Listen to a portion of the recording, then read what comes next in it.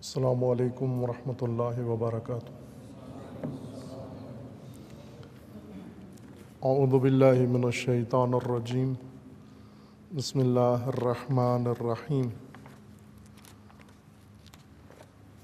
الحمد للہ والصلاة والسلام علی رسول اللہ وآلہ آل اللہ، واللعنۃ الدائمۃ علی اعدائہم اعداء اللہ من یوم عداوتہم الی یوم لقاء اللہ۔ عباد اللہ اوصیکم ونفسی بتقوی اللہ، اتقوا اللہ فإن خیر الزاد التقوی۔ بندگان خدا، عباد خدا، آپ سب کو اور اپنے نفس کو تقوی الہی کی وصیت کرتا ہوں، دعوت دیتا ہوں۔ اپنی زندگیاں، اپنی حیات تقوی کی بنیاد پر قائم کریں و استوار کریں کہ خداوند تبارک و تعالی نے انسان کی نجات کا ذریعہ دنیا و آخرت میں تقوی کو قرار دیا ہے۔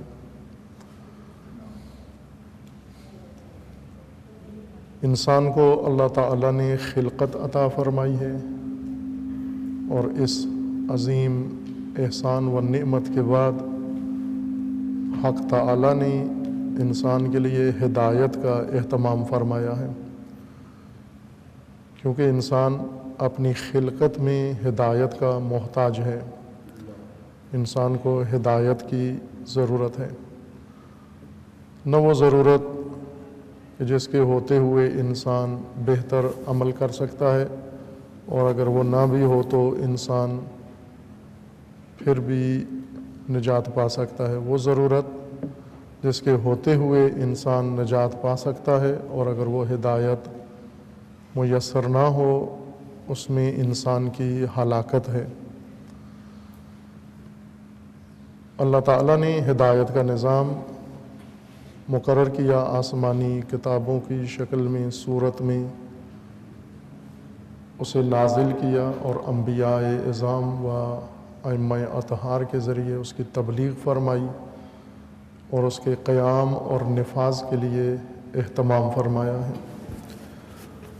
اس اہتمام کا ایک حصہ یہ ہے کہ خداوند تعالی نے انسان کے لیے عبادات کا نظام مقرر کیا ہے، اور اللہ نے انسان کو اپنی عبادت کی دعوت دی ہے، اور اسے بعض جگہوں پر مقصد خلقت بھی قرار دیا ہے۔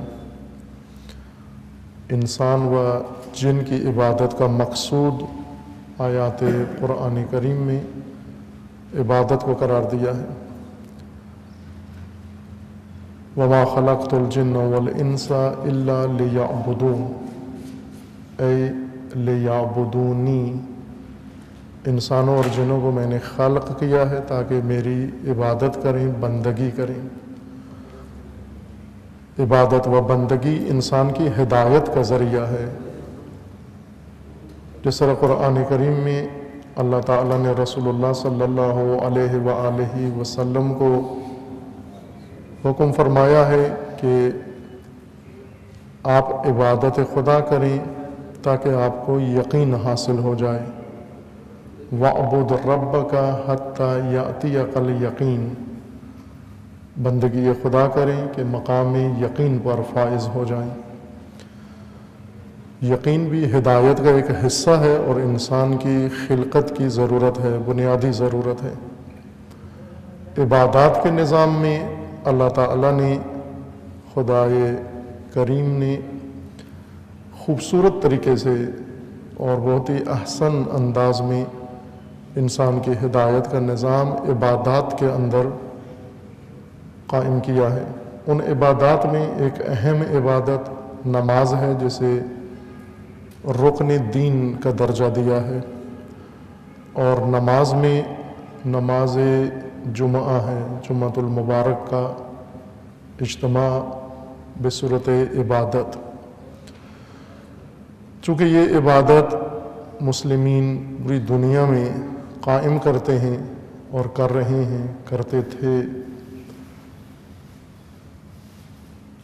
یہ عظیم عبادت رسوماتی طور پر تو قائم ہو رہی ہے، اگر حقیقی طور پر قائم ہو، اور دیگر عبادات جو اللہ تعالیٰ نے انسان کے لیے مقرر فرمائی ہیں، اگر زندہ صورت میں اپنی روح کے ساتھ اور اپنے حقیقی فلسفے کے ساتھ ان کا قیام ہو، پوری امت اسلامیہ بلکہ پوری بشریت کی ہدایت اس نظام عبادت کے اندر موجود ہے، اگر اس طریقے سے قائم ہو جس طرح اللہ تعالیٰ نے ان کے قیام کا حکم فرمایا ہے۔ ان جملہ عبادات میں سے ایک عظیم عبادت حج ہے کہ اگر حج اپنی روح کے ساتھ انجام پائے اور اپنے فلسفے کے ہمراہ قائم ہو حج، امام امت، امام راحل امام خمینی رضوان اللہ تعالی علیہ کی تعبیر کے مطابق ایک ابراہیمی حج جہان اسلام کی نجات کے لیے اور غلبے کے لیے کافی ہے، ان کے مسائل و مشکلات کے حل کرنے کے لیے کافی ہے۔ اس وقت حج انجام پا رہا ہے، صدیوں سے ہو رہا ہے، خصوصاً اس دور میں تجارتی شکل اختیار کر لی ہے حج نے، اور تفریحی و سیاحتی صورت اس نے اپنا لی ہے، ابراہیمی روح سے بہت دور ہو گیا ہے، فقط رسم حج تکرار ہوتی ہے ہر سال۔ روح حج کے قیام کے لیے ضروری ہے کہ فلسفہ حج بیان کیا جائے، فلسفہ حج حجاج کے لیے، امت اسلامیہ کے لیے روشن کیا جائے، واضح کیا جائے، تاکہ صاحبان توفیق و صاحبان استطاعت جنہیں اللہ تعالیٰ نے یہ حق دیا ہے و موقع دیا ہے، وہ ابراہیمی روح کے ساتھ حج انجام دیں۔ رسوماتی حج اور تجارتی عبادت فقط تاجروں کو فائدہ پہنچاتی ہے اور بزنس کمپنیوں کو فائدہ پہنچاتی ہے، چائنا جیسے ملک فائدہ اٹھا لیتے ہیں، اور ہوائی سروس جہازوں کے ٹکٹ دینے والے اس سے استفادہ کرتے ہیں، ٹرانسپورٹر اور ہوٹلوں کے مالک اس حج سے اتنا کما لیتے ہیں ایک حج پر کہ ان کی نسلوں کے لیے بھی زیادہ ہو جاتا ہے۔ اور حج اپنے اندر ایسی طاقت رکھتا ہے، یہ عبادت عظمیٰ، کہ پوری بشریت کی نجات کا سبب بن سکتا ہے، یہ توحیدی قیام و توحیدی اجتماع۔ رسول اللہ صلی اللہ علیہ وآلہ وسلم نے جمعہ کو فقراء کا حج قرار دیا ہے کہ روز جمعہ فقراء کا، امت رسول کے فقراء کا حج ہے، اور اس کے اندر بھی وہی روح موجود ہے جو حج کے اندر موجود ہے، اس شرط کے ساتھ کہ اسے رسوماتی انداز میں قائم نہ کیا جائے، بلکہ اسے حقیقتاً توحیدی روح کے ساتھ اور اسلامی و دینی روح کے ساتھ قائم کیا جائے اور برقرار کیا جائے۔ فلسفہ حج، فلسفہ نماز جمعہ ضروری ہے قیام نماز جمعہ کے لیے، تاکہ یہ توفیق جو مومنین و مسلمین کو پورے عالم میں نصیب ہے، اس توفیق سے اپنی دنیا و آخرت کے لیے نجات کا سامان فراہم کر سکے۔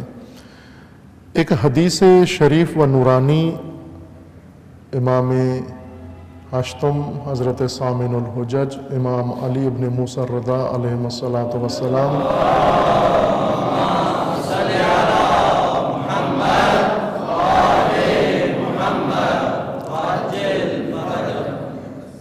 گزشتہ ہفتے آپ مومنین کی خدمت میں عنوان قرار دی تھی، وہ حدیث جو حکمت نماز جمعہ و فلسفہ نماز جمعہ کے بارے میں ہے، اور خصوصیت کے ساتھ نماز جمعہ کا اہم ترین رکن خطبہ نماز جمعہ کے بارے میں ہے کہ خطبہ اس نماز میں کیوں مقرر کیا گیا ہے، اجتماع کیوں رکھا گیا ہے، کیوں اس نماز کے لیے ایک نصاب کورم رکھا گیا ہے کہ 7 آدمیوں سے کم تعداد کے ساتھ نماز جمعہ قائم نہیں ہو سکتا، 7 اور اس سے زیادہ ہو، اس کے لیے مکانی حد بندی کی گئی ہے۔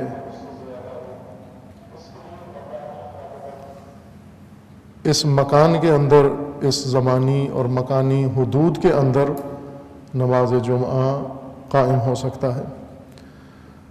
اور اسی طرح زمان کی بھی شرط رکھی گئی ہے کہ نماز جمعہ نماز ظہر کی طرح نہیں ہے کہ اس کا وقت وسیع ہو، زوال سے شروع ہو اور امامیہ مسلک کے مطابق غروب سے پہلے تک نماز ظہر کا وقت قائم باقی رہتا ہے، اگرچہ فضیلت ختم ہو جاتی ہے لیکن وقت ادائے نماز ظہر باقی ہے۔ نماز جمعہ ایسے نہیں ہے، جیسے اشارہ کیا تھا پہلے کہ نماز جمعہ کے قیام کے لیے وقت معین ہے کہ جب سایہ اس شے کے برابر ہو جائے جس شے کا سایہ ہے، انسان کا سایہ انسان کے قد کے برابر بڑھ جائے، اتنی حد تک وقت رہتا ہے نماز جمعہ کا، اس کے بعد ختم ہو جاتا ہے۔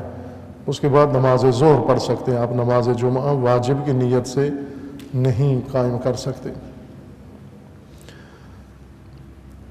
امام علیہ السلام نے اس عظیم عبادت کا مقصد و بالخصوص خطبہ کا فلسفہ ذکر کیا ہے کہ کس لیے اللہ تعالیٰ نے اس ترتیب کے ساتھ ہفتگی عبادت مومنین کے لیے فرض کی ہے۔ یہ روایت اشارہ کیا تھا کہ وسائل الشیعہ کی 7ویں جلد سے آپ کی خدمت میں پڑھ رہا ہوں، اور باب 26 ہے، باب نمبر 26 ہے، صفحہ 344، مؤسسہ اہل البیت کی اتباعت کے مطابق وسائل الشیعہ، جو بہت ہی معتبر فقہی احادیث پر، روایات پر مشتمل کتاب ہے، کتب احادیث امامیہ میں سے۔ اس حدیث شریف میں ہے کہ عن الفضل بن شازان، فضل بن شازان راوی ہیں عن رضا علیہ السلام، حضرت امام علی بن موسیٰ رضا علیہ السلام سے روایت نقل کرتے ہیں فضل بن شازان، قال کہ امام علیہ السلام نے فرمایا انما جعلت الخطبۃ یوم الجمعہ لأن الجمعۃ مشہد عام، اللہ تعالیٰ نے روز جمعہ نماز جمعہ کو واجب قرار دیا ہے، اور اس نماز میں رکعات کے علاوہ خطبہ بھی واجب قرار دیا ہے، لازمی قرار دیا ہے۔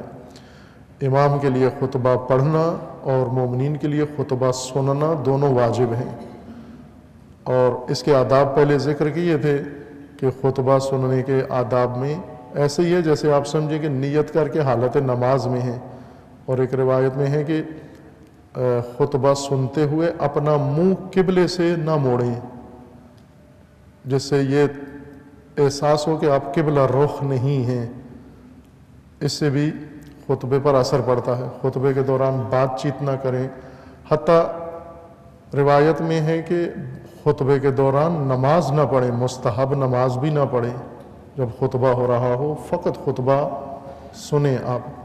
ظاہر ہے جب مومنین کو تاکید ہے کہ غور سے خطبہ سنیں اور کوئی اور حرکت نہ کریں، حتیٰ نمازیں نہ پڑھیں، صرف خطبہ سنیں، تو خطیب کو بھی حکم دیا گیا ہے کہ جب مومنین اتنے انہماک کے ساتھ سنیں گے اور ان پر واجب ہے خطبہ سننا، تو خطیب بھی کوئی ایسی بات کرے جو سننے کے قابل ہو، جس کو دھیان سے سنا جائے۔ اتنا غور جو مومنین کو دعوت دی گئی ہے کہ غور سے خطبہ سنو، یعنی خطیب کی بات میں بھی غور کے قابل کوئی بات ہونی چاہیے تاکہ مومنین اس پہ دھیان دیں، توجہ دیں اور ان کی عبادت کی تکمیل ہو جائے۔ پہلا نقطہ یہ ہے کہ روز جمعہ مشہد عام، یہ ایک عمومی اجتماع کا دن ہے، عمومی حضور کا دن ہے، عام مومنین کے حضور کا دن نماز جمعہ ہے۔ فَأَرَادَ أَن يَكُونَ لِلْأَمِيرِ سَبَبٌ إِلَى مَوْعِظَتِهِمْ، اللہ تعالیٰ نے ارادہ کیا تاکہ امیر مسلمین و امام مسلمین و رہبر مسلمین مومنین کو آ کر خطاب کرے، اس خطاب میں انہیں واعظ کرے، موعظہ کرے، وَتَرْغِيبِهِمْ فِي الطَّاعَةِ وَتَرْهِيبِهِمْ فِي الْمَعْصِيَةِ، اس موعظہ کے اندر و بیان کے اندر چند چیزیں حتماً ذکر کرے، اور پہلی شے یہ ہے کہ انہیں اطاعت الہی کی طرف رغبت دلائے، اطاعت الہی کے بارے میں فقط بات نہ کرے، ترغیب اور تبلیغ میں فرق ہے۔ بعض چیز بتا دینا، فقط فریضہ ادا ہو گیا کہ ہمارا کام اتنا ہی تھا، بتانا۔ ترغیب ایسا بیان، ایسا کام اور ایسا کلام جس کے اندر عملی شکل بھی موجود ہو، یعنی اس کے بعد مومنین عمل شروع کر دیں، ایسی بات کو رغبت کہتے ہیں۔ اتنا مائل کریں، اتنا رجحان مومنین کے اندر ایجاد کریں کہ وہ فوراً اس امر کے متعلق قیام کریں، عمل کریں جس کا خطیب نے یا امیر نے ذکر کیا ہے۔ وَتَرْہِیبِهِمْ مِنَ الْمَعْصِیَةِ، اور دوسرا اہم کام امام مسلمین و رہبر مسلمین کا یہ ہے کہ لوگوں کو گناہوں سے دور کرے، معصیت سے دور کرے، ترہیب کرے۔ ترغیب اطاعت پر، و ترغیب ہی کی طرح ہے، عملی طور پر مومنین کو گناہ سے و معصیت سے دور کرے۔ جیسا اشارہ کیا تھا گزشتہ ہفتے آپ کی خدمت میں کہ آج ایسا زمانہ ہے جس میں ہمیں توفیق ہو رہی ہے رہنے کی، جو معصیتوں سے بھرا ہوا ہے، حرمت شکن زمانہ ہے، حدود شکن زمانہ ہے، اور ایسا زمانہ ہے جس میں گناہوں کی اور معصیتوں کی قباحت ختم ہو گئی ہے، رواج بن گئی ہیں معصیتیں، انسان کی زندگی کا حصہ بن گئی ہیں، شرم و حیا ختم ہو گئی ہے، ہر شعبے کے اندر معصیت نے تہذیب کی شکل اختیار کر لی ہے۔ اور ایسے ماحول میں رہنا جہاں گناہ کی حرمت ہی ختم ہو جائے اور اس کی قباحت ختم ہو جائے، اہل ایمان کے لیے بہت دشوار ہے یہ۔ ایسے میں نماز جمعہ کی افادیت اور زیادہ بڑھ جاتی ہے، چونکہ نماز جمعہ امت کو گناہوں سے، معصیتوں سے، فساد سے دور کرے گا، بشرطے کہ امام مومنین و امیر مومنین یہ اقامہ نماز کرے، یعنی رہبر مومنین۔ تیسری چیز جو خطبے کے اندر خطیب جمعہ و امام جمعہ کے لیے امام علیہ السلام نے ذکر فرمائی ہے، وَتَوْقِيفِهِمْ عَلَى مَا أَرَادَ مِنْ مَصْلِحَةِ دِينِهِمْ وَدُنْيَاهُمْ، انہیں آگاہ کرے، واقف کرے ان کی مصلحت دینی و ان کی دنیاوی مصلحتوں کے بارے میں، مومنین کو امام جمعہ آگاہ کرے، واقف کرے، یعنی وہ امور جو ان کے دین سے متعلق ہیں اور وہ امور جو مومنین کی دنیا کے بارے میں ہیں، ہر دو کی مصلحت امام جمعہ کا کام ہے، و رہبر مسلمین کا کام ہے کہ وہ روز جمعہ خطبہ جمعہ میں بیان کرے مومنین کی مصلحت کس چیز میں ہے، انہیں کیا اقدام کرنا چاہیے، کیا موقف اپنانا چاہیے، کس طرف حرکت کرنا چاہیے، کیا سوچنا چاہیے، چونکہ جس معاشرے کے اندر مومنین رہ رہے ہیں ان کی فراوان دینی و دنیاوی مصلحتیں ہیں۔ آج اگر پاکستان میں ہم اپنے معاشرے کو دیکھیں، جس ماحول کے اندر ہم رہ رہے ہیں، خوب گوناگون دشواریاں و مشکلات مومنین کو درپیش ہیں و دامنگیر ہیں۔ ان مشکلات کے لیے ہر ذہن سوچتا ہے، ہر ذہن پریشان ہے، بالخصوص اس وقت جو پاکستان میں حالیہ صورتحال ہے کہ میں انشاءاللہ خطبہ دوم میں اشارہ کروں گا ان حالات کی طرف، جو مسائل مشکلات درپیش ہیں، اور ہر ذہن سوچتا ہے، اور ان مسائل مشکلات کے بارے میں ہم عموماً میڈیا سے، ٹی وی چینل سے رہنمائی لیتے ہیں، وہاں افراد آتے ہیں اور آ کر کنفیوژن پھیلاتے ہیں، حیرت ملت کے اندر منتقل کرتے ہیں، اور یہ تأثر دیتے ہیں کہ گویا یہ مشکلات لا ینحل ہیں اور ان مشکلات کے ساتھ آپ کو سمجھوتا کرنا ہے، مایوسی پھیلاتے ہیں لوگوں کے اندر۔ یہ عمل مومنین جو آج میڈیا سے سیکھ رہے ہیں اور سن رہے ہیں، یہ امام جمعہ کا کام تھا۔ در حقیقت نماز جمعہ کا فریضہ میڈیا انجام دے رہا ہے، اور غلط طریقے سے، فاسد طریقے سے، شیطانی انداز میں۔ ایسے ہی ہوتا ہے کہ جب اہل لوگ چھوڑ دیتے ہیں کوئی عمل و مسند، نااہل و شیاطین آ کر اس پر قائم ہو جاتے ہیں، قبضہ کر لیتے ہیں۔ اگر واقع نماز جمعہ لوگوں کے تمام دنیاوی امور کی مصلحتوں کے بیان پر مشتمل ہوتا اور نماز جمعہ تمام دینی مصلحتوں کے بیان پر مشتمل ہو، خطبہ جمعہ، اس وقت لوگوں کے اندر اتنی تشنگی احساس نہیں ہوگا کہ وہ میڈیا کے سامنے گھنٹوں اپنا وقت ضائع کریں اور کنفیوز لوگوں کی باتیں سنیں اور اپنے ذہنوں کو بھی کنفیوز کریں اور مزید مایوسی اور حیرت کے اندر ڈوبتے چلے جائیں۔ چونکہ نماز جمعہ رسوماتی بن گیا اور رسوماتی نماز جمعہ میں فقط ثواب کا حصول مد نظر تھا، ثواب جمعہ سے لینا ہے اور دنیاوی و دینی مصلحتیں میڈیا سے لینا شروع کر دی ہیں۔ اس طرح لوگوں کی دنیا بھی الجھ گئی اور دین بھی الجھ گیا ہے، دین میں بھی مشکلات میں پڑ گئے ہیں اور دنیا میں بھی مشکلات میں پڑ گئے ہیں، چونکہ اپنی بنیاد سے ہٹ گئے ہیں۔ امیر المومنین علیہ السلام نے اپنے زمانہ حکومت و خلافت میں یہ فرمایا تھا، جب امیر المومنین علیہ السلام کو رسول اللہ صلی اللہ علیہ وآلہ وسلم کی رحلت کے بعد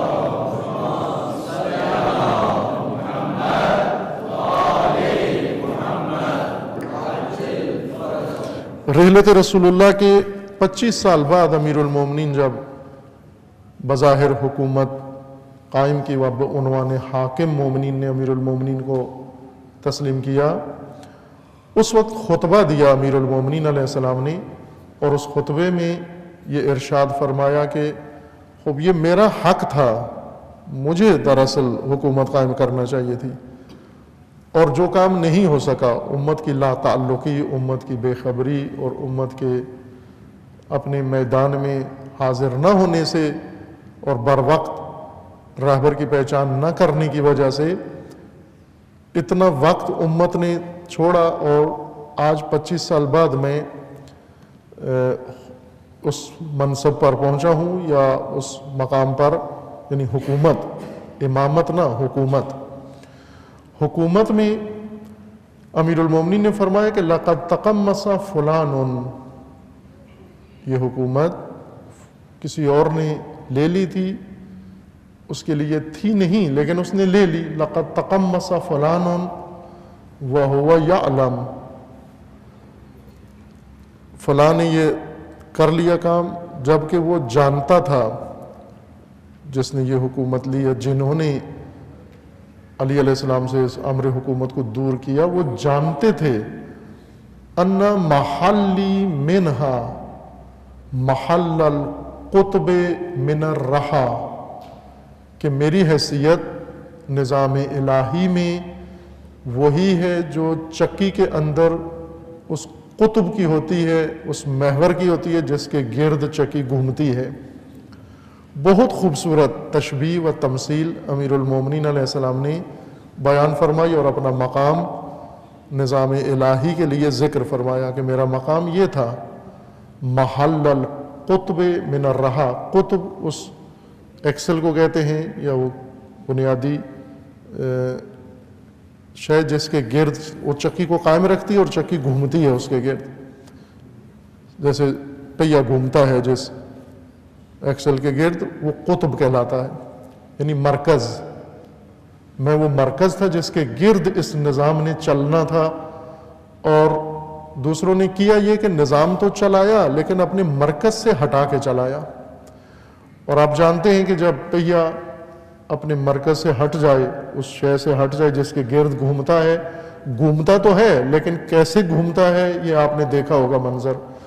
اگر گاڑی کا پہیہ اس محور سے ہٹ جائے، چلتا تو رہتا ہے لیکن کہاں جاتا ہے، کیا کرتا ہے؟ ہم خوش نہ ہوں کہ پہیہ تو چل تو رہا ہے، گھوم تو رہا ہے، جتنا مرکز کے بغیر گھومے گا اتنا زیادہ نقصان ہوگا۔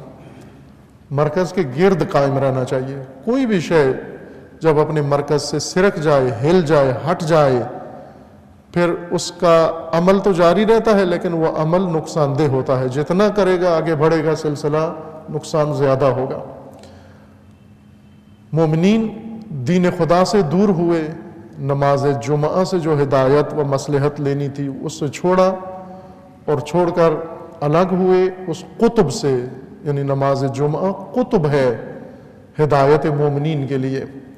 اس قطب سے دور ہوئے اور اسے ثواب کا ذریعہ قرار دیا، باقی دین و دنیا اور علم و معرفت اور رہنمائی اس کے لیے دیگر منابع تلاش کر لیے۔ عالم دین اس کا کام ہے فقط ثواب، جنت اور حوروں کی باتیں کرے، دنیا منڈی کیسے ہوگی، بازار کیسے چلے گا، فیکٹری کیسے چلے گی، تولید کیسے ہوگی، شہر کیسے بنانے ہیں، نظام کیسے چلنا ہے، سیاست کیسے ہونی ہے، یہ سب یہ دوسروں سے پوچھیں گے ہم۔ خوب ظاہر ہے کہ علامہ اقبال کے بقول کہ جدا ہو دین سیاست سے تو رہ جاتی ہے چنگیزی۔ اگر دین سیاست سے جدا ہو جائے تو سیاست میں چنگیزیت رہ جاتی ہے، اور اگر سیاست دین سے الگ ہو جائے تو دین میں خانقاہیت رہ جاتی ہے۔ یعنی نہ یہ سیاست کام کی ہے نہ یہ دین کام کا ہے، دونوں صرف سرگرمی ہے، دونوں انسان کی نجات کا ذریعہ نہیں ہے جب تک اپنے محور و قطب میں نہ ہو۔ امام ہشتم فرماتے ہیں کہ خطبہ اس لیے مقرر کیا گیا ہے تاکہ لوگوں کی مصلحت دین اور مصلحت دنیا ہر دو خطبہ جمعہ کے اندر بیان ہو۔ توجہ فرمائیں اس جملہ نورانی پر۔ فَأَرَادَ أَن يَكُونَ لِلْأَمِيرِ سَبَبٌ إِلَى مَوْعِظَتِهِمْ وَتَرْغِيبِهِمْ فِي الطَّاعَةِ وَتَرْهِيبِهِمْ مِنَ الْمَعْصِيَةِ۔ اللہ تعالیٰ نے ارادہ کیا کہ خطبہ جمعہ کے ذریعے امیر مومنین، امام مومنین، رہبر مومنین یہ آئے اور لوگوں کو اطاعت کی طرف رغبت دلائے اور گناہ سے دور کرے۔ اور تیسری چیز یہ ہے کہ ان کی دینی مصلحت اور دنیاوی مصلحت سے ان کو آگاہ کرے، تجزیہ کرے، تحلیل کرے، ان کے دنیاوی امور کے بارے میں تحلیل تجزیہ کرے، ان کی زندگیوں کے بارے میں، ان کے آئلی مسائل کے بارے میں، معاشرتی مسائل کے بارے میں، جس کا نام آپ نے دنیا رکھا ہے، وہ بھی خطبہ جمعہ کے اندر اس کی رہنمائی موجود ہو۔ رسول اللہ یہ نہیں فرماتے تھے کہ دین مجھ سے سیکھو، دنیا ابو جہل سے سیکھو، دنیا ابو لہب سے سیکھو۔ دونوں باتیں رسول اللہ مسجد النبی میں ہدایت فرماتے تھے۔ یعنی یہ بھی فرماتے تھے کہ آپ گھر کیسے بساؤ، آپ تجارت کیسے کرو، آپ اپنے روزمرہ کے امور کیسے انجام دو، اور یہ بھی بتاتے تھے کہ خدا کی بندگی کیسے کرو، نماز کیسے پڑھو۔ دونوں باتیں نماز جمعہ میں خدا نے اس لیے خطبہ مقرر کیا کہ بیان ہو۔ وَيُخْبِرُهُمْ، چوتھی چیز جو خطیب جمعہ کے لیے امام علیہ السلام فرماتے ہیں لازم ہے مومنین کے لیے بیان کرے، وَيُخْبِرُهُمْ بِمَا وَرَدَ عَلَيْهِمْ مِنَ الْآفَاقِ مِنَ الْأَحْوَالِ الَّتِي لَهُمْ فِيهَا الْمَضَرَّةُ وَالْمَنْفَعَةُ۔ چوتھی چیز یہ ہے کہ باخبر کرے، آگاہی دے مومنین کو۔ نماز جمعہ اس لیے کہ مومنین کو امام جمعہ خبردار کرے، آگاہی دے اور ان کو متوجہ کرے۔ بما ورد علیہم من الآفاق، ظاہر ہے تمام مومنین کے لیے اور از جملہ امام جماعت کے لیے ضروری ہے کہ باوضو ہو۔ اگر ایک امام یا ایک شخص چاہتا ہے امامت کرے نماز جماعت یا نماز جمعہ کی، تو اسے چاہیے کہ پہلے طہارت کرے، وضو کرے اور شرط طہارت کے ساتھ اقامہ نماز کرے۔ یہ بات میں نے مجالس میں بیان کی ہے، یہاں اشارتاً عرض کرتا ہوں، آپ پہنچ جائیں گے چونکہ کافی تذکرہ ہوا ہے اس قصے کا۔ ایک امام جمعہ یا ایک رہبر مذہبی عالم جس کا مقدسات دین و ضروریات دین پر کوئی ایمان نہیں تھا، نعوذ باللہ، نہ اللہ کی ذات پر، نہ قیامت پر، نہ کتابوں پر، نہ انبیاء پر، اس کا کسی نے ذکر کیا، اس کے شاگردوں نے، کہ اس طرح سے ایک عالم ہے، امام جمعہ بھی ہے، امام جماعت بھی ہے، حافظ قرآن بھی ہے، خطیب بھی ہے، معلم بھی ہے، لیکن اس کا کسی چیز پر ایمان نہیں ہے، ملحد ہے۔ یہ بات سن لی لیکن یقین نہیں آیا۔ ایک دن ان سے ملاقات ہو گئی اسی شخص سے، تو ان سے جب پوچھا کہ آپ کے بارے میں یہ سنا ہے، خود ہی کہنے لگے کہ میرے بارے میں آپ نے کچھ سنا ہوگا، میں نے کہا سنا ہے لیکن مانا نہیں، یقین نہیں آیا.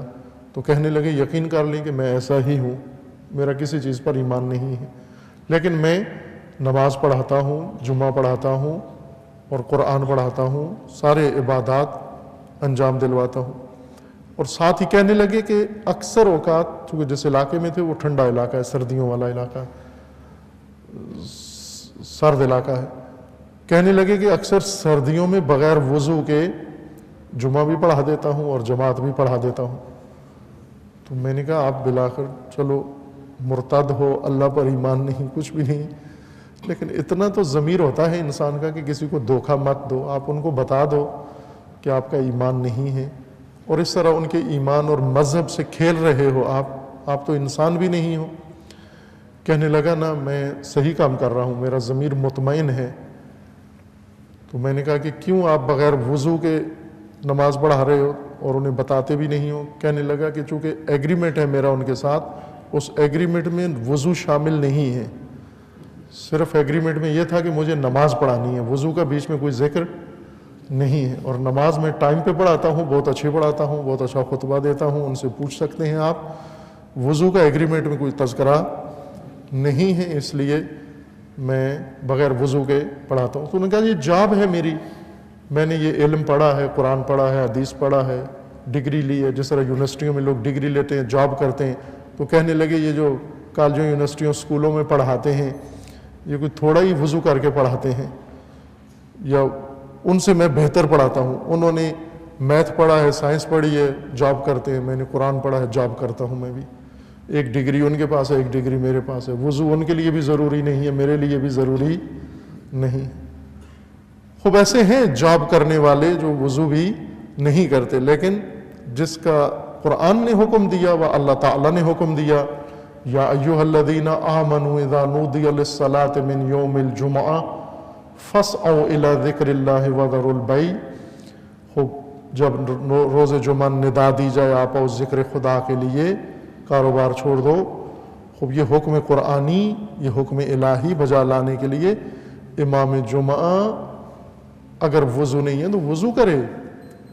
اور صرف امام جمعہ کے لیے طہارت شرط نہیں ہے، بلکہ باخبر ہونا بھی شرط ہے. چونکہ امام اشتم فرماتے ہیں کہ اس کے وظائف میں سے ایک یہ ہے وَيُخْبِرُهُمْ بِمَا وَرَدَ عَلَيْهِمْ، مومنین کو آگاہ کرے، آگاہی دے، نالج نہ آگاہی دے. آپ بھی چونکہ مادری زبان آپ کی زیادہ آپ کے لیے مانوس ہے، میں مجبور ہوں اس مقدس محراب میں وہی الفاظ متبادل مومنین کی زبان میں. ایک چیز ہے جس کو آپ نالج کہتے ہیں اور ایک چیز جس کو اویئرنیس کہتے ہیں. مادری زبان آسان ہے ہمارے لیے، سمجھنا مانوس تر ہے.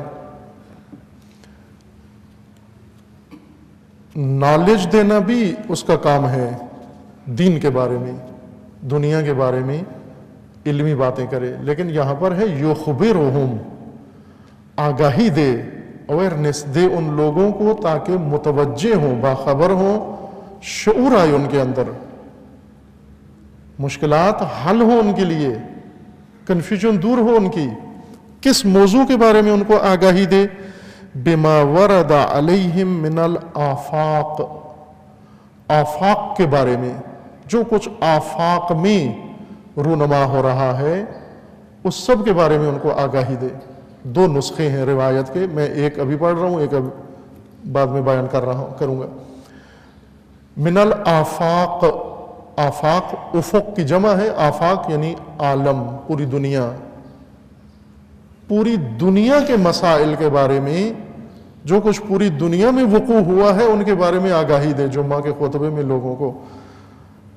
وَيُخْبِرُهُمْ بِمَا وَرَدَ عَلَيْهِمْ مِنَ الْآفَاقِ، آفاق کے اندر جو کچھ ہوا ہے. جس طرح قرآن کریم میں ہے انفس اور آفاق کے، اللہ تعالیٰ نے اپنی نشانیاں دو جگہ رکھی ہوئی ہیں. انفس میں آپ کے نفس کے اندر، آپ کی روح کے اندر، آپ کے وجود کے اندر، اور دوسری نشانیاں اپنی کائنات کے اندر رکھی ہیں. آفاقی یعنی جہانی، عالمی، گلوبل. امام جمعہ کو آگاہ ہونا چاہیے تمام دنیا کے مسائل سے، تاکہ اپنے مخاطبین کو اور مومنین کو یہ آگاہی جہان کے بارے میں دے. کیوں کہ لوگ اس جہان میں رہتے ہیں، ہم اس جہان میں رہتے ہیں. جو نہیں ہے کہ دنیا سے اور آفاق سے کٹے ہوئے ہیں یا آفاق ہم سے منقطع ہے. آفاق کا ہمارے ساتھ تعلق ہے، پورے عالم کا ہمارے ساتھ تعلق ہے، اور آپ کا پورے عالم کے ساتھ تعلق ہے.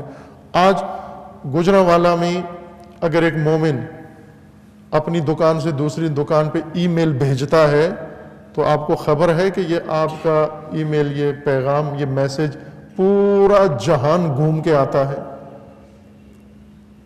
یہ گجرانوالہ سے جاتا ہے اسلام آباد یا کراچی گیٹ وے پر، وہاں سے جاتا ہے یہ سیدھا امریکہ، اور امریکہ کے گیٹ وے سے پھر واپس آتا ہے سمندر طے کرتا ہوا، خشکیاں ہوائیں طے کرتا ہوا واپس گجرانوالہ میں آتا ہے، اور ایک سیکنڈ کے 1000ویں حصے میں آپ کو پہنچ جاتا ہے. آپ کا ایک ای میل پورا جہان طے کر کے آپ تک آتا ہے. اور یہ جہان جو طے کر کے آتا ہے، یوں نہیں کہ روٹ لمبا ہے، اسے اس لیے رکھا گیا ہے کہ راستے میں کئی اور لوگ بھی اس کو پڑھتے ہیں. جب آپ کوئی میسج کرتے ہیں، موبائل پہ میسج کرتے ہیں، یہ پورا جہان گھوم کے آتا ہے. بس آفاق سے مربوط ہیں آپ، ہر شے آپ کی آفاق سے تعلق رکھتی ہے. آپ مارکیٹ ہیں چائنا کی، اگر آپ کو خبر ہی نہ ہو دنیا کی، عالم کی، آپ اپنے ملک میں وہ زندگی بسر نہیں کر سکتے جو آپ کے لیے سعادت مند ہو. بس پہلا مطلب یہ کہ آفاق کے بارے میں ان کو آگاہی دے. دوسرا نسخہ ہے اس میں آفات. روایت دو طرح سے راویوں نے نقل کی ہے. ایک نسخے میں آفاق کا لفظ ہے، افق، اور دوسرے میں ہے آفت، تے کے ساتھ. آفات کا ذکر کرے، وہ آفات جو پوری دنیا میں نازل ہو رہی ہیں اور جن کا تعلق مومنین سے ہے، ان تمام آفات، ان بلاؤں اور ان مصائب سے مومنین کو امام جمعہ باخبر کرے. وَتَوْقِيفِهِمْ عَلَى مَا أَرَادَ مِنْ مَصْلَحَةِ دِينِهِمْ وَدُنْيَاهُمْ وَيُخْبِرُهُمْ بِمَا وَرَدَ عَلَيْهِمْ مِنَ الْآفَاقِ مِنَ الْأَحْوَالِ. یہ دو آنکھوں والی احوال، ہول جیسے کہتے ہیں ہولناک، بہت ہولناک خبر ملی. ہول جو انسان کو ہلا دے، جھٹکا دینے والی چیز، دہشت پیدا کر دے انسان کے اندر، دشوار کام، دشوار خبر، اس کو کہتے ہیں ہولناک. ہول، حائل اور احوال.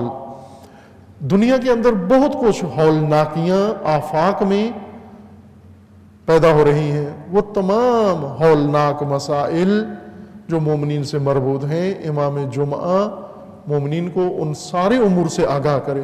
چونکہ فرد مومن، اس کے پاس نہ وقت ہے، نہ ذریعہ ہے، نہ آمادہ ہے ذہنی طور پر کہ خود سے پوری دنیا کے جہان کے بارے میں آگاہی پیدا کرے، اور نہ اتنی اس کی سطح فکری ہوتی ہے کہ وہ ان موضوعات کی طرف متوجہ ہو. اس لیے کہ امام کے سامنے اس کو بٹھایا جاتا ہے. جس طرح ایک مومن جب بیمار ہوتا ہے اسے ڈاکٹر کے سامنے بٹھا دیتے ہیں. آپ کہہ سکتے ہیں یہ تو عمر میں مجھ سے چھوٹا ہے، وہ بے شک چھوٹا ہے، لیکن آپ کی بیماری اسی کے ذریعے سے ٹھیک ہوگی چونکہ یہ آگاہ ہے.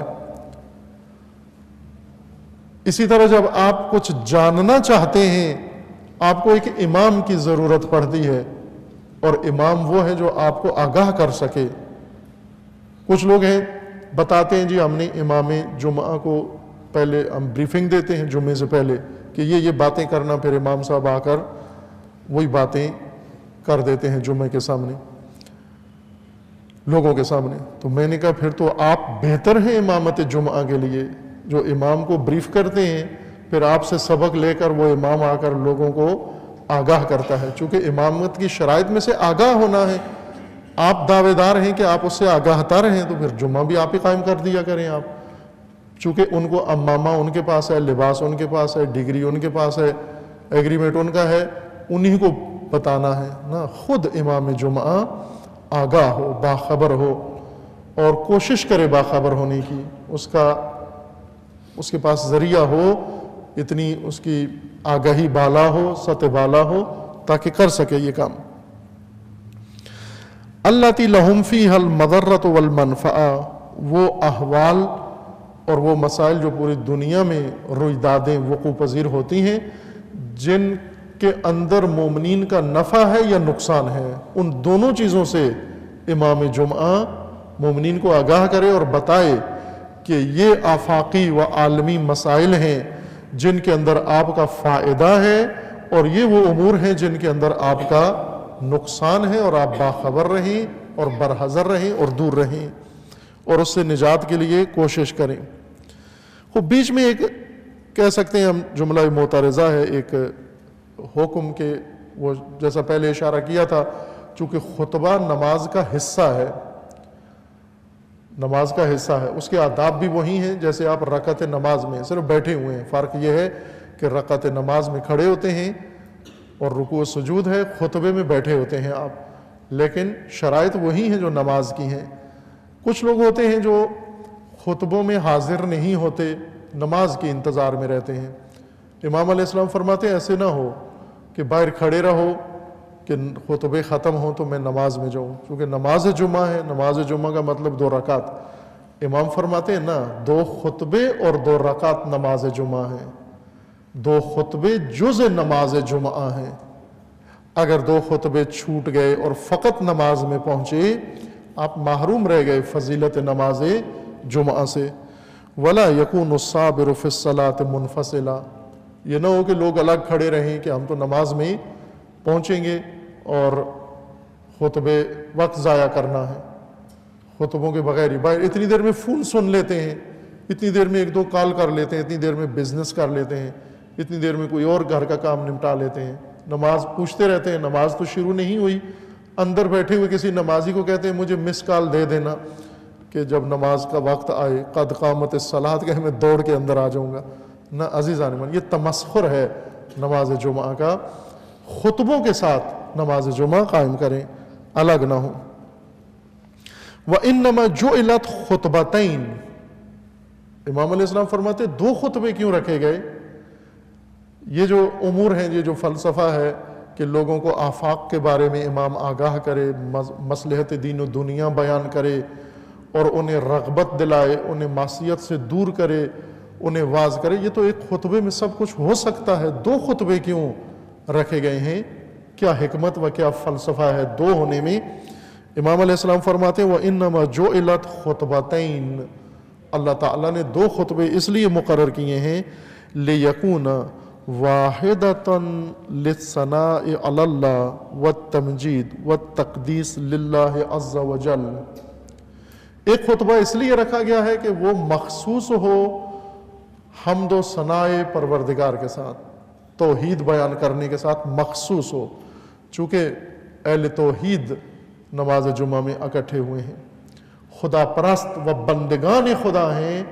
بندگان خدا جب جمع ہوتے ہیں، پہلا سبق بندگی کا و توحید کا ان کو دینا چاہیے، اس کے بغیر بندگی کا سبق آغاز نہیں ہوتا۔ بندگان خدا ان کے نام سے ہی روشن ہے، عباد اللہ، بندگان خدا۔ بندگان خدا کو ہم دنیا کی ہر بات بتائیں اور بندگی نہ بتائیں، اور خدا کے ساتھ ان کا رابطہ نہ بتائیں، اور اللہ کی معرفت کے بارے میں انہیں آگاہ نہ کریں، یہ درس بندگی نہیں ہے۔ درس بندگی ذکر خدا سے شروع ہوتا ہے، اللہ تعالیٰ کے اسم گرامی و نام مبارک سے شروع ہوتا ہے، ذکر الہی و ثناء الہی سے شروع ہوتا ہے۔ چونکہ ذکر الہی میں اس کا ایک الگ فلسفہ ہے کہ انشاءاللہ اگر توفیق جاری رہی تو آنے والی فرصتوں میں آپ کی خدمت میں اشارہ ہوگا کہ ذکر الہی کا کیا فلسفہ اور کیا اثر ہے انسان کی زندگی پر۔ ذکر اور ورد میں فرق ہے۔ یہ جو آپ جاتے ہیں بعض عاملوں کے پاس، مرشدوں کے پاس، وہ کہتے ہیں اتنی دفعہ یہ نام پڑھو، اتنی دفعہ، یہ ذکر نہیں ہے، ایسے اس کا نام انہوں نے ذکر رکھا ہوا ہے۔ یا صوفیاء جمع ہو جاتے ہیں اور حق ہو، اللہ ہو، یا اس طرح کے اذکار، یہ ورد ہیں، ذکر اس کو نہیں کہتے۔ ذکر کی تعریف ہی میں یہ شے شمار نہیں ہوتی۔ ذکر قرآن کریم کا حکم ہے اور ذکر کے بہت آثار ہیں کہ انشاءاللہ اشارہ ہوگا کہ ذکر سے مراد کیا ہے۔ ابھی موضوع تکمیل کر لیں۔ ایک خطبہ مخصوص ہے ثناء پروردگار، تمجید حق تعالی و تقدیس ذات خداوند تبارک و تعالی. اور دوسرا خطبہ والاخرى للحوائج، دوسرا خطبہ ضرورتیں اس میں بیان ہوں. حوائج، حاجات، ضرورتیں، نیاز مندیاں، وہ اقدامات جن کی ضرورت ہے، وہ فیصلے جن کی ضرورت ہے، وہ امور جن کی اشد ضرورت ہے، مومنین کو ان کا تذکرہ نماز جمعہ کے اندر ہو. والاعذار، اور دوسرے خطبے کے اندر ایک اہم موضوع وقوع پذیر ہونے والے امور و معاملات کے متعلق مومنین کی توجیہ و بریفنگ کہیں آپ. اعذار یعنی عذر، ایسے امور جن سے بارے میں بتائیں کہ یہ کیوں ہوا، سبب، اسباب بتائیں.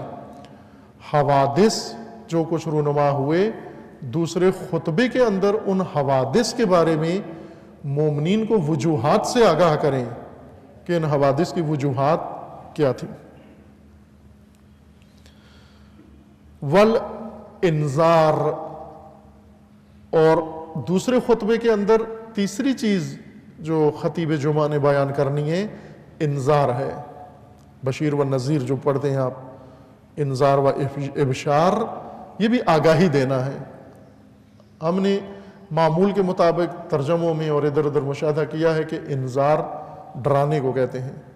جہنم کا ذکر، کوڑوں کا ذکر، گرز کا ذکر، عذاب کا ذکر، یہ انذار کہلاتا ہے. انذار یا نذیر آگاہ کرنے والا، خطروں سے آگاہ کرنے والا. مومنین کو درپیش، مومنین کے ارد گرد جتنے خطرات منڈلا رہے ہیں، ان سارے خطرات سے مومنین کو باخبر رکھنا انذار کہلاتا ہے. آج کے زمانے میں اس کی اہمیت ہے. توجہ فرمائیں، اللہ کی ذات نے انبیاء انسان کی ہدایت کے لیے مبعوث فرمائے بشیر و نذیر بنا کر. یہ دو حیثیتیں تھیں، یہ دو ان کے کام تھے کہ آپ بحیثیت بشیر جا رہے ہیں، آپ بحیثیت نذیر جا رہے ہیں. مبشرین و منذرین کے عنوان سے آپ لوگوں کی طرف بھیجے جا رہے ہیں، چونکہ لوگوں کو ان دو چیزوں کی اشد ضرورت ہے، ابشار و انذار. ابشار، لوگوں کو مایوسیوں سے نکالیں، چونکہ ہر چیز مایوسی کی طرف لے جا رہی ہے، ماحول مایوسی کی طرف لے کے جا رہا ہے، حکومتیں مایوس کر رہی ہیں، دیگر اسباب سب مل کر بندگان خدا کو مایوسی کی طرف لے جاتے ہیں. ایسے میں کوئی امید دلانے والا چاہیے جس کے ذریعے سے امت قائم رہے اور آگے بڑھے. اس لیے انبیاء کا ایک فریضہ و وظیفہ ابشار ہے، امید دلانا، اور دوسرا انذار. چونکہ مومنین خطروں میں ہیں، امت کے خطرات ہیں، ہر طرف خطروں میں گھری ہوتی ہے امت. ان خطروں سے آگاہ کرنا کہ یہ خطرات آپ کی کمینگاہ میں بیٹھے ہوئے ہیں، ان خطرات سے آپ متوجہ رہیں اور ان خطرات سے ہوشیار رہیں، ان سے بچنے کی تدبیر کریں. والدعا، اور دوسرے خطبے میں ایک خصوصیت دعا ہے کہ دعا بہت اہم رکن ہے، بندگی کا حصہ ہے. دعا ایک بلا واسطہ رابطہ ہے عبد کا اپنے معبود کے ساتھ، پروردگار کے ساتھ، جسے اکثر ہم ضائع کر دیتے ہیں اور رسم، دعا کی رسم بجا لاتے ہیں. دعا کم پڑھتے ہیں، رسم دعا زیادہ کرتے ہیں.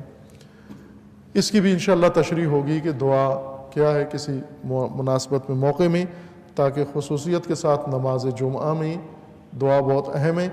یہی میں اشارہ کر دوں کہ دعا کی استجابت کے لیے ایک وقت، بہت اہم وقت، بہت کم ہے لیکن اہم ہے، ذکر کیا گیا ہے، اور وہ روایت میں ہے، اسی کتاب میں لکھا ہے. میں روایت نہیں پڑھتا لیکن روایت موجود ہے یہاں میرے سامنے. اس روایت میں ہے، مفہوم اس کا یہ ہے کہ جب امام خطبہ ختم کرتا ہے، ختم کر کے نماز کے قیام کی تیاری کرتا ہے، اقامہ پڑھتا ہے، قد قامت الصلاۃ پڑھتا ہے، خطبے کے ختم کرنے سے اور تکبیرۃ الاحرام کے درمیان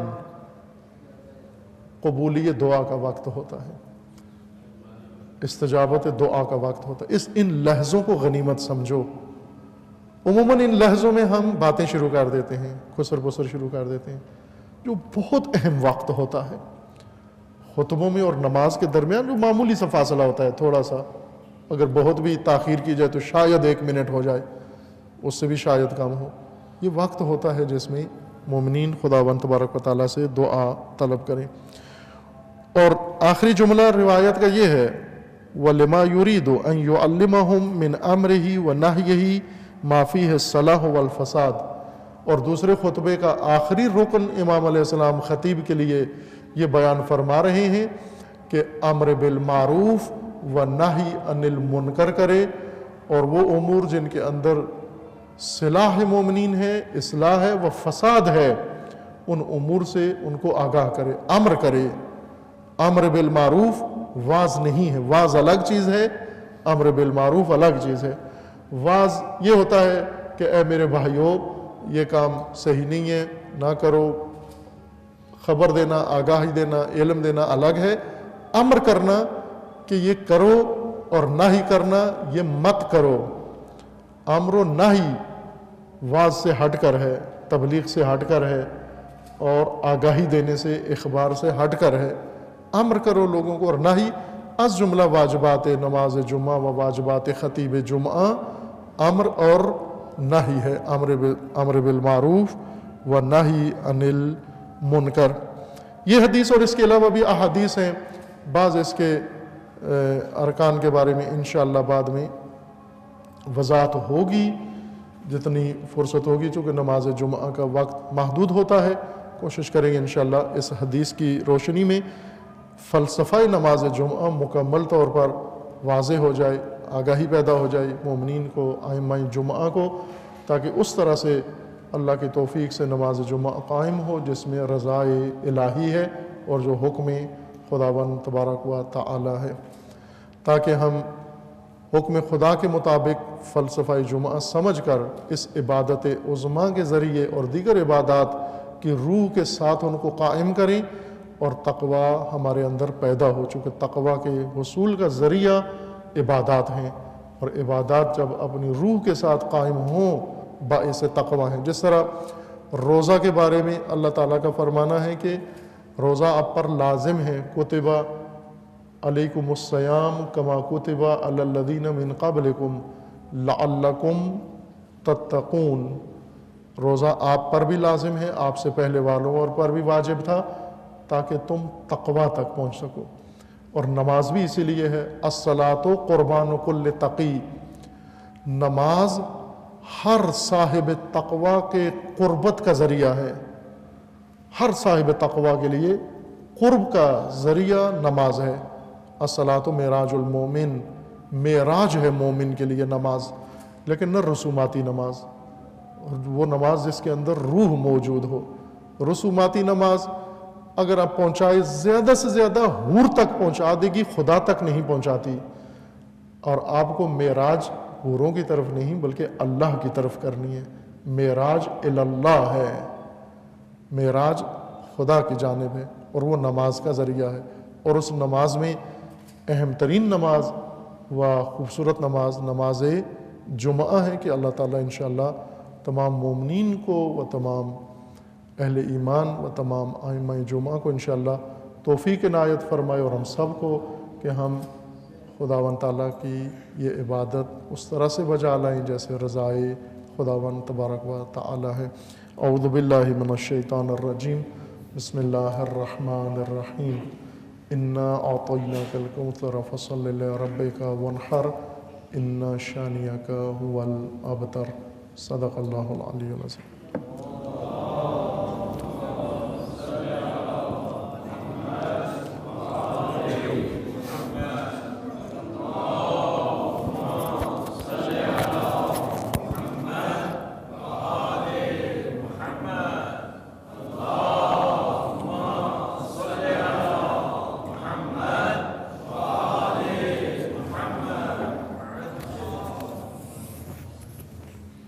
اعوذ باللہ من الشیطان الرجیم, بسم اللہ الرحمن الرحیم. الحمدللہ والصلاة والسلام علی رسول اللہ وآلہ آل اللہ لا سیما علی امیر المؤمنین علی ابن ابی طالب وعلی فاطمۃ الزہرا سیدۃ نساء العالمین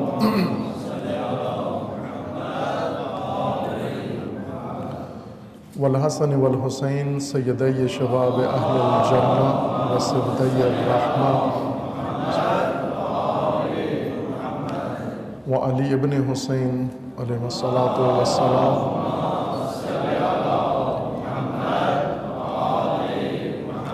ومحمد ابن علی علیہ الصلاۃ والسلام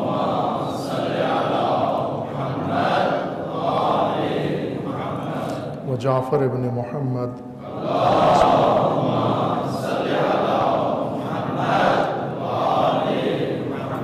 وموسیٰ ابن جعفر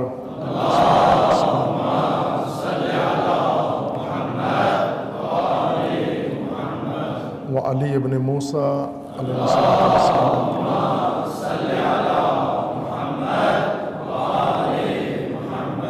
ومحمد ابن علی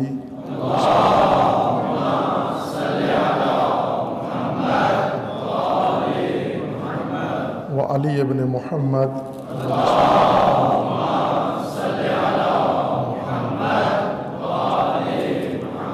والحسن ابن علی علیہ السلام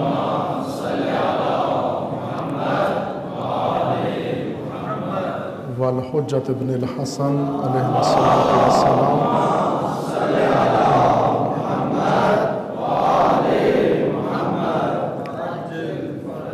حجج اللہ علی عبادہ وامناہ علی بلادہ واللعن علی اعدائہم اجمعین من الآن الى قیام یوم الدین عباد اللہ اوصیکم ونفسی بتقوی اللہ اتقوا اللہ فإن خیر الزاد التقوی بندگان خدا، آپ سب کو اور اپنے نفس کو تقوی الہی کی دعوت دیتا ہوں۔ تقوی جس میں نجات ہے ہماری دنیا و ہماری آخرت کی، اور تقوی جس میں سعادت ہے ہماری دنیا کی اور تمام امت کی سعادت اس نظام الہی تقوی میں ہے۔ اپنے جملہ امور تقوی کی بنیاد پر استوار کریں۔ مشکل کام نہیں ہے، آسان ہے انسان کے لیے۔ با تقوی ہونا آسان ہے چونکہ فطرت کے مطابق ہے، بے تقوی ہونا مشکل ہے۔ حقیقت اگر جانیں، ہم مشکل کام کرتے ہیں اور آسان کام چھوڑ دیتے ہیں۔ گناہ مشکل ہے، اطاعت آسان ہے چونکہ فطرت کے مطابق ہے۔ جو چیز فطرت کے مطابق ہے وہ بہت آسان ہے۔ میں پچھلے شاید جمعہ میں آپ کی خدمت میں عرض کیا تھا کہ تمباکو نوشی مشکل ہے، بعض کہتے ہیں تمباکو چھوڑنا مشکل ہے۔ تمباکو شروع کرنا مشکل ہے، چھوڑنا تو بہت آسان ہے۔ فطرت کے خلاف کام کرنا مشکل ہے، جو ہم بڑی آسانی سے کر دیتے ہیں، ڈٹھائی سے کر دیتے ہیں۔ تقوی فطرت الہی کے مطابق ہے، اس کو بڑی آسانی سے کر سکتے ہیں۔ علامہ طباطبائی رضوان اللہ تعالی علیہ صاحب تفسیر المیزان، خداوند تعالیٰ رحمت فرمائے انہوں نے اور قرآن و اطرت کے ساتھ محشور فرمائے انہیں۔ ان کا یہ فرمان ہے کہ سورہ مبارکہ بقرہ کے آغاز میں اللہ تعالیٰ نے اس تقوی کا ذکر کیا ہے، چونکہ سورہ بقرہ میں ہے کہ ذالک الکتاب لا ریب فیہ ھدی للمتقین، یہ کتاب ہدایت متقیوں کے لیے۔ تو یہاں یہ سوال پیدا ہوتا ہے کہ اگر کتاب متقیوں کے لیے ہدایت ہے، یعنی اس وقت کتاب ہدایت بنے گی جب پہلے سے انسان متقی ہو، تو یہ تقوی کہاں سے آئے گا کتاب سے پہلے؟ تقوی تو کتاب سے آئے گا، قرآن سے آئے گا، اور قرآن شرط لگا رہا ہے کہ میں با تقوی کو ہدایت کروں گا۔ بس اس کا مطلب ہے ایک تقوی پہلے سے انسان کے اندر ہے، جس کے ذریعے سے انسان قرآن کے قابل بن جاتا ہے۔ اور علامہ فرماتے ہیں کہ اس کا نام ہے تقوی فطرت۔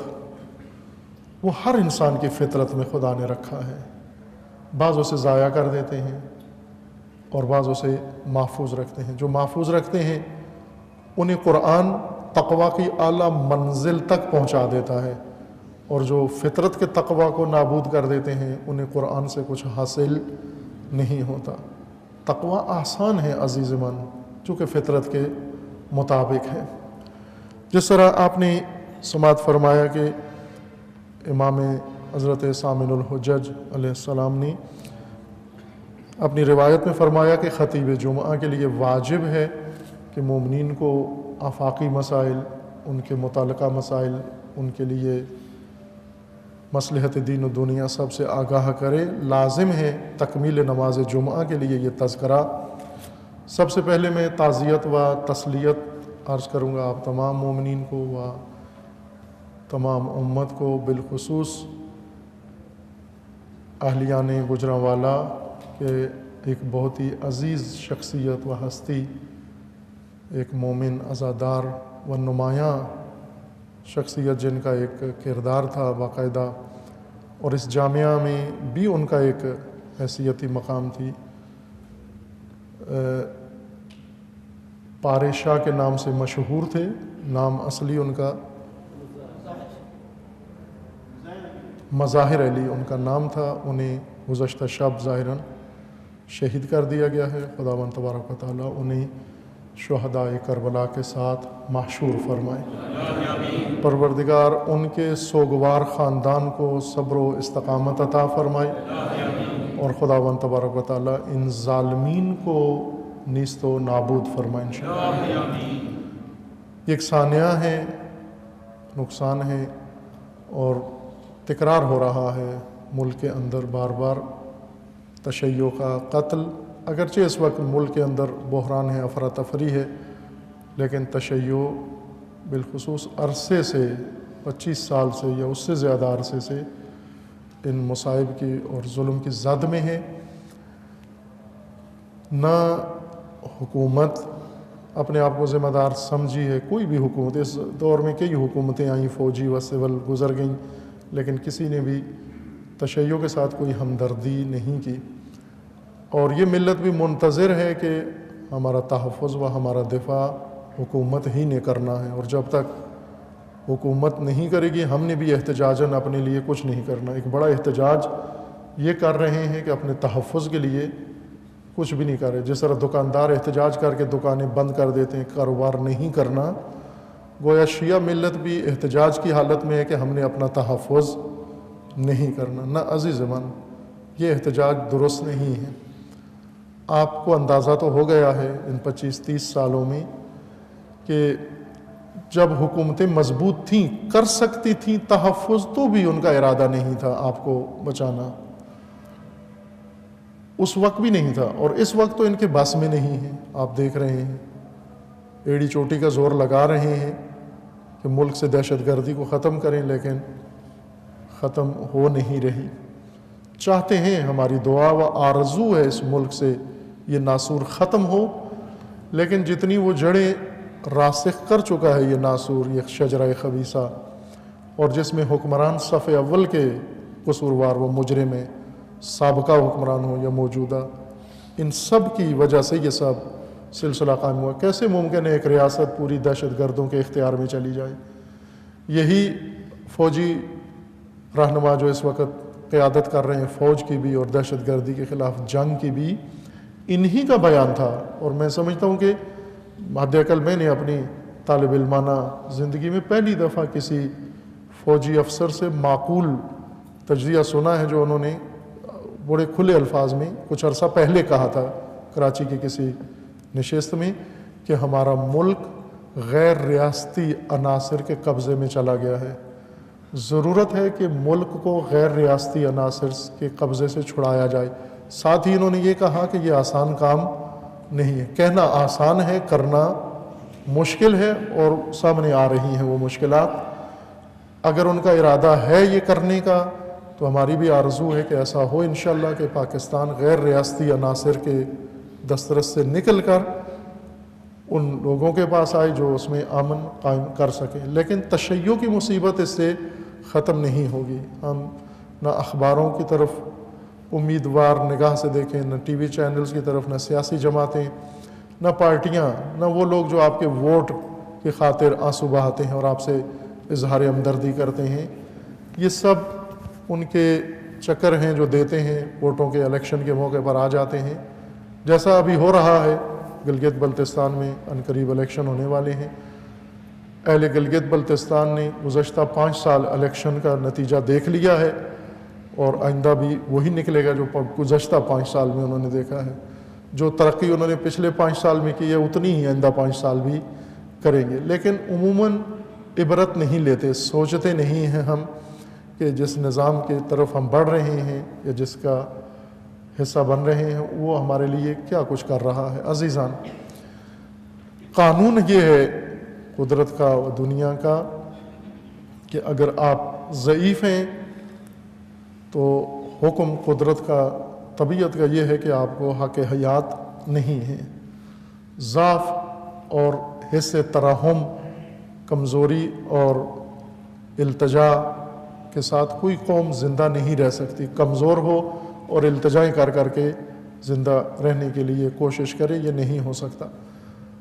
آپ اس ملک کے شہری ہیں، تمام حقوق آپ کو حاصل ہیں، اور جس طرح دوسری اقوام ہیں انہوں نے اپنے لیے قانون کے دائرے کے اندر جو اقدام کیا ہے، چونکہ پاکستان میں کوئی قانون کا احترام نہیں کرتا، لیکن آپ قانون کے دائرے کے اندر یہ اہتمام کریں۔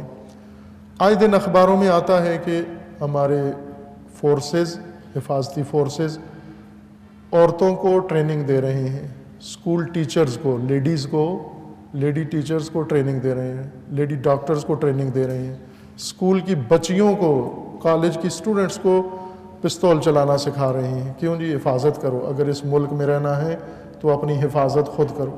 آئے دن یہ اخبار کی باتیں میں کر رہا ہوں، وہ خفیہ اطلاعات نہیں دے رہا، اخباروں میں روز آ رہا ہے کسی اسکول کالج میں ٹریننگ ہو رہی ہے، جاتے ہیں فورسز کے لوگ، جا کر ان کو یہ تاثر دیتے ہیں کہ آپ خود کرو اپنی حفاظت کا انتظام، دیواریں اونچی کرو، اوپر تاریں لگاؤ، اوپر فلاں کرو۔ یہ کھلا ایک بیان ہے کہ بھائی ملک کی صورتحال یہ ہے کہ یہ نہیں آپ کو تحفظ دے سکتے، خود اپنے تحفظ کے لیے کوشش کریں، اور قانون کے دائرے کے اندر آپ بھی فورسز سے یہ طلب کریں کہ آپ کو بھی یہ ساری سہولتیں دی جائیں جو اسکولوں کو، کالجوں کو، ٹیچرز کو اور مختلف صوبوں میں دے رہے ہیں۔ سندھ میں سرحد میں جا کر خواتین کو باقاعدہ ٹریننگ دی جا رہی ہے کہ آپ اپنی حفاظت کا خود انتظام کرو، چونکہ اس ملک کا وہ قانون ہے بقول اس فارسی محاورے کے کہ سنگ اسیر ہے و سگ آزاد ہے۔ بعض جگہ بعض ریاستیں ایسی ہوتی ہیں، قومیں ایسی ہوتی ہیں کہ جن میں سنگ پتھر کو کہتے ہیں، سنگ کو اسیر کر دو، زنجیر میں جکڑ دو، اور سگ اور باولا کتا کھلا چھوڑ دو۔ کتے آزاد ہیں اور پتھر اسیر ہیں، کہ پتھر نہیں پھینک سکتے آپ، پابندی ہے، FIR کٹے گی اگر آپ نے پتھر مارا کتے کو، لیکن کتا آزاد ہے۔ خوب ایسا ملک جس کے اندر کتا آزاد ہے اور پتھر اسیر ہے، وہاں آپ تمنا و توقع چھوڑ دیں۔ یہ تلخ واقعات جو ہر روز کسی سرزمین پر ہو رہے ہیں، اور آج ہر پاکستانی خاندان کم از کم شیعہ گرانہ سوگوار ہے، کوئی نہ کوئی شہید اس خاندان سے ضرور موجود ہے۔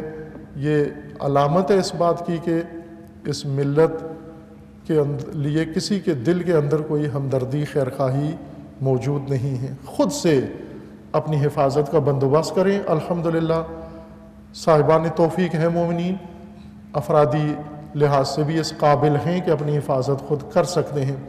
جتنے لوگ ہم جمع ہوتے ہیں، دھرنا دیتے ہیں، ہزاروں لوگ، اس دھرنے میں دیکھ کر لوگ حیران ہوتے ہیں کہ ان کی اتنی تعداد ہے، اتنے جوان ہیں، تو یہ اپنی حفاظت کیوں نہیں کرتے؟ یہ سڑکوں پر لاش لے کے بیٹھ جاتے ہیں، تو لاش گرانے سے پہلے کیوں؟ یہ کہاں تھے؟ جیسے عموماً ہم یہ کام کرتے ہیں کہ بتایا جاتا ہے جی مریض ہیں آپ کے فلاں خاندان کے بزرگ، یہ مریض ہیں، اللہ شفا دے انہیں، جو بھی سنتا ہے اللہ شفا دے انہیں۔ اچھا کیا ہو گیا ہے ان کو؟ پوچھ لیتے ہیں، خیر ہمدردی۔ بیماری ہے، علاج نہیں کرا سکتے چونکہ ان کے پاس پیسے نہیں ہیں، علاج مہنگا ہے، دسترس نہیں ہے، کوئی ہاسپٹل لے جانے والا نہیں ہے، کوئی معائنہ کرانے والا نہیں ہے، کوئی ٹیسٹ لینے والا نہیں ہے، پڑے رہتے ہیں گھر میں، کرا کے فوت ہو جاتے ہیں۔ جب فوت ہو جاتے ہیں سارے ہمدرد جنازے میں پہنچتے ہیں اور فون کرتے ہیں کہ میرے آنے تک دفنانا نہیں ہے ان کو، چونکہ اور دور سے ہی 1 کلومیٹر دور سے رونا شروع کر دیتے ہیں قبرستان کی طرف آتے ہوئے، ایسے لگتا ہے کہ اب یہ بھی فوت ہو جائیں گے ان کے فراق میں اور سوگ میں۔ بھائی اب جنازے پہ آ کے رونا یہ نہ میت کے نفع میں ہے، نہ تمہیں اس سے کوئی فائدہ ہے، صرف دکھاوا ہے، نمائش ہے۔ اس میت کو مرحوم کا جنازہ رکوا کے اس میں شرکت کر کے کیا تأثر دینا چاہتے ہو کہ آپ اس کے ہمدرد ہو؟ ہمدردی کا وقت تھا جب یہ بیمار تھا، آتے اس وقت اسپتال لے جاتے، علاج کراتے، کوئی اس کا ساتھ دیتے، کوئی اس کی ہمدردی کرتے، شاید چند دن اور زندہ رہتا۔ لیکن آج آ کر جو کچھ کر رہے ہو اس سے نہ تمہیں کوئی فائدہ ہے نہ میت کو کوئی فائدہ ہے۔ عزیزان، جب حادثہ ہو جاتا ہے ہم سارے صوبوں سے اکٹھے ہو کے ایک جگہ، زندہ باد، مرد آباد، مطالبات، چیک پاس کرو، یہ کرو، کیوں پہلے نہیں کرتے؟ ہمیں پتہ ہے سب آپ کے ادارے، آپ کے مراکز، آپ کے امام بارگاہیں، آپ کی مساجد، آپ کے عزاخانے، مومنین کے گھر، سب کو معلوم ہے کہ اس وقت آپ دشمندار قوم ہیں، دشمن ہیں آپ کے، اور دشمنوں کے نرغے میں کیسے رہیں۔ گزشتہ یا اس سے گزشتہ شمارے میں مشرب ناب کے ایک مضمون چھپا ہے، محصور صف اعداستم۔ میں خواہش کروں گا کہ وہ پڑھیں آپ مومنین۔ مشرب ناب کے اندر اس آرٹیکل کا عنوان ہے محصور صف اعداستم، یعنی میں دشمنوں میں گھرا ہوا ہوں، کیا کروں۔ دراصل علامہ اقبال کا کلام ہے، فارسی کا، اس کی تشریح ہے، ایک نظم کی تفسیر ہے یہ، کہ ایک شخص آتا ہے ایک بزرگ کے پاس اور آ کر بتاتا ہے کہ میں دشمنوں کے نرغے میں گرا ہوا ہوں، کیا کروں۔ وہ بزرگ اس کو بتاتے ہیں کہ دشمنوں کے اندر رہنے کے آداب کیا ہیں، آداب زیست در صف اعدا، دشمنوں کے نرغے میں زندگی گزارنے کے آداب کیا ہیں، آپ کو سیکھنے پڑیں گے عزیزان، آپ کو سیکھنے پڑیں گے۔ ہر تعلیم سے زیادہ ضروری یہ تعلیم ہے آپ پر کہ صف اعدا میں اور محاصرہ اعدا میں کیسے زیست کی جاتی ہے، کیسے زندہ رہا جاتا ہے۔ اگر یہ نہیں سیکھیں گے پھر مشکلات ہماری بڑھ جائیں گی۔ بہرکیف ہماری دعا ہے کہ خداوند تعالیٰ تمام مومنین کے جان و مال و عزت و ناموس کی حفاظت فرمائے، اور پروردگار اس شہید کو و دیگر شہداء کو شہداء کربلا کے ساتھ محشور فرمائے۔ نماز جنازہ کا ظاہراً وقت مغربین کے بعد نماز جنازہ کا وقت ہے، انشاءاللہ مومنین کوشش کریں شریک ہوں انشاءاللہ، اور پھر جو کچھ باقی بتائیں گے اس کے مطابق عمل کریں گے انشاءاللہ۔ نقطہ دیگر آپ کی خدمت میں یہ عرض کرنا ہے کہ یہ ماہ جو چند دن بعد شروع ہونے والا ہے، یہ 13 جمادی الاول سے لے کر 3 جمادی الثانی یہ ایام فاطمیہ ہیں، اور 20 جمادی الثانی ولادت حضرت سیدہ ہے، یعنی یہ مہینہ پورا ہی ماہ فاطمی ہے، ایام فاطمیہ ہیں۔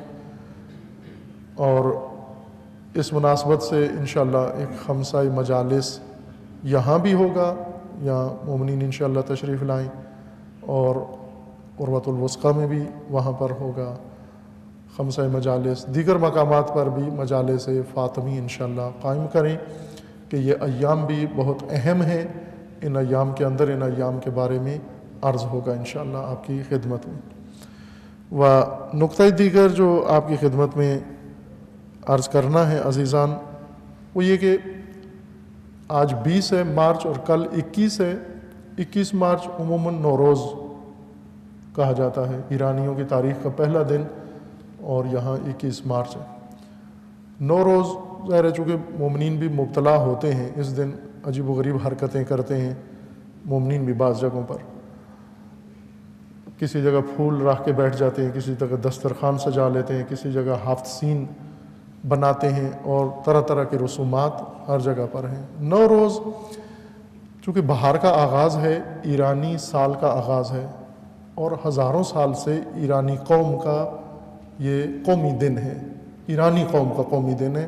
جب یہ مسلمان نہیں تھے، اسلام نہیں لائے تھے، ابھی رسول اللہ تشریف نہیں لائے تھے، اس سے بھی بہت پہلے نوروز ایرانی قوم قائم کرتی تھی، مناتے تھے اپنے طور طریقوں سے۔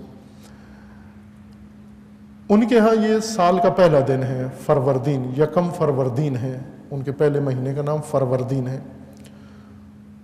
پہلا سال ختم ہوا، نیا سال شروع ہوتا ہے، اور یہ نیا سال شروع ہونا، ختم ہونا، یہ بھی ایک فرضی بات ہے۔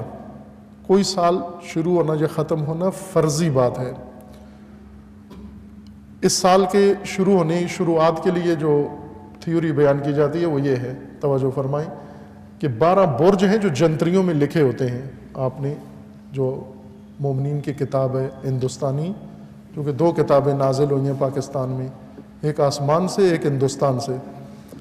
آسمان سے قرآن اترا ہے اور ہندوستان سے جنتری اتری ہے، اور ابھی مومنین جنتری کی حد تک تو پابند ہیں اس کتاب کے۔ جنتری کے اندر یہ پڑھا ہوگا آپ نے کہ یہ صاد ہے، یہ ناس ہے، ابھی جو فلاں ستارہ اس برج میں ہے، سورج اس برج میں ہے، چاند اس برج میں ہے۔ یہ برج کا نام سنا ہوا ہے آپ نے، ابراج، 12 ابراج، یعنی 12 برج ہیں۔ 12 برج کیا ہیں؟ 12 برج یعنی سورج سال بھر میں جو راؤنڈ لگاتا ہے زمین کے گرد۔ اس تھیوری کی بنیاد یہ ہے کہ سورج زمین کے گرد چکر کاٹتا ہے، تو سورج کا جو روٹ ہے، راستہ، یہ 360 درجے کا ہے، دائرہ بنتا ہے پورا۔ یہ زمین ہے، اس کے گرد سال لگتا ہے، سورج کو 365 دن چکر لگاتا ہے۔ اس چکر میں یہ جو دائرہ بنتا ہے، اس کے 360 درجے ہیں۔ یہ تو آپ جانتے ہیں کہ دائرہ جو بھی بنائیں اس کو 360 درجے میں تقسیم کرتے ہیں، 2 قوس اس کی۔ پھر 360 کو 30 درجوں میں تقسیم کرتے ہیں۔ 30 درجے کا ایک خانہ بنائیں تو 12 کے ساتھ آپ اس کو ضرب کریں، کتنا بنتا ہے؟ 360 بنتا ہے۔ 30 درجے یعنی یہاں سے یہاں تک، یہ 30 درجے، یہاں سے یہاں تک پھر 30 درجے، پھر 30 درجے، 30 درجے، جس طرح گھڑی ہے آپ کی گھڑی، یہ سمجھ لے برج ہیں، یہ 12 برج ہیں، اور ان برج کے درمیان جو درجہ ہے وہ 30 درجے کا درجہ ہے، وہ فاصلہ ہے۔ 30 درجے دائرے کے حصے بناتے ہیں، ٹکڑے دائرے کے چھوٹے چھوٹے، اور سورج یہ دائرہ طے کرتا ہے۔ ایک 30 درجے طے کرتا ہے تو ایک مہینہ ہو جاتا ہے، پھر اگلے 30 درجے طے کرتا ہے، ایک اور مہینہ ہو جاتا ہے، پھر اگلے 30 درجے طے کرتا ہے تو ایک اور مہینہ طے ہو جاتا ہے، اور اس طرح کرتے کرتے جب آخری 30 درجے طے کرتا ہے تو سال ختم ہو جاتا ہے، اور آخری 30 درجے کے بعد پھر سورج نئے سرے سے پہلے برج میں داخل ہو جاتا ہے، یہ 30 درجے کے خانے میں پھر چلا جاتا ہے۔ ان کے نام ہیں، اسد ہے، سنبلہ ہے، ثور ہے، جوزا ہے، عقرب ہے، سرطان ہے، یہ ان کے نام رکھے ہوئے ہیں۔ یہ 30 درجے کا جو کوس بناتے ہیں اس کی طرح ان کے یہ نام ہیں۔ یہ فرضی ہے، یعنی پرانے سائنسدان، بطلیموسی سائنسدان، جن کی ساری سائنس ختم ہو گئی، باطل ہو گئی، چونکہ جڑ ہی خراب ہو گئی ان کی، کہ سورج زمین کے گرد گجرانوالہ میں گھومتا ہے، میرے خیال میں نہیں گھومتا، کہیں بھی نہیں گھومتا، سورج زمین کے گرد نہیں گھومتا۔ جب سورج ہلتا ہی نہیں ہے تو اس کا ایک برج سے نکلنا، دوسرے میں جانا، اس سے نکلنا، تیسرے میں جانا، یہ سب فرضی بات ہو گئی۔ جب وہ ہلتا ہی نہیں ہے اپنی جگہ سے، مثلا یہ ستون، یہ پلر جو کھڑا ہوا ہے یہاں پر، یہ آپ کہیں سال میں یہ 30 برج طے کرتا ہے، وہ یہ تو ہلتا ہی نہیں ہے، ایک قدم نہیں اٹھاتا یہاں سے۔ سورج ایک جگہ قائم ہے، منظومہ شمسی میں محور ہے، زمین اس کے گرد گھوم رہی ہے، زمین گھومتی ہے، زمین کا فاصلہ کم زیادہ ہوتا ہے، اور موسم بدلتا ہے، کبھی بہار، کبھی خزاں، کبھی سردی، کبھی گرمی، یہ ایک طبیعت کا حصہ ہے، اور کوئی شے نہ شروع ہوتی ہے نہ ختم ہوتی ہے، نہ سال ختم ہوتا ہے نہ سال شروع ہوتا ہے۔ یہ ہم نے فرضی طور پر اپنے ٹائم، اپنی زندگی، اپنے اوقات، معاملات کو ٹھیک کرنے کے لیے ہم نے گھڑیاں بنائی ہیں، ٹائم کاٹا ہوا ہے، یہ 1 جنوری ہو گئی، 1 فروری ہو گئی، 1 فروردین ہو گیا، 1 فلاں ہو گیا۔